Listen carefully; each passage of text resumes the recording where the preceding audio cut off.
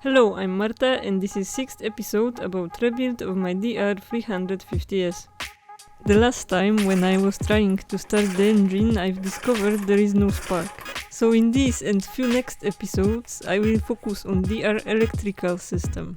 To check the electrical system, we have to check the DR service manual at chapter 5. But you can find the whole wiring diagram of DR350S at chapter 12, page 25. This diagram lets you have a general overview on the electrical system. I colored it to make it easier to read. In this episode, I'll show you how to test the pickup coils. There are two pickup coils in my DR. As you can see on the diagram, one is bigger than the other.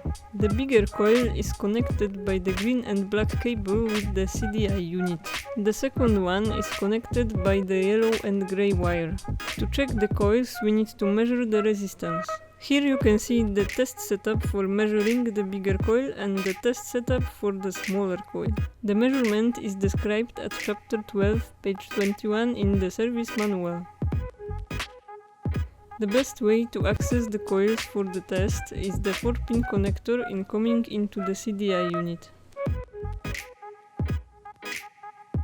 As you can see, the measured value is in range. Now I'm checking the second coil. The measured value is also in range between 350 and 700 ohms. Next we can check the voltage.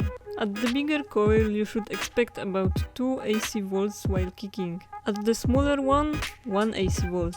It was hard to notice with this cheap multimeter where the smallest scale is 200 AC volts.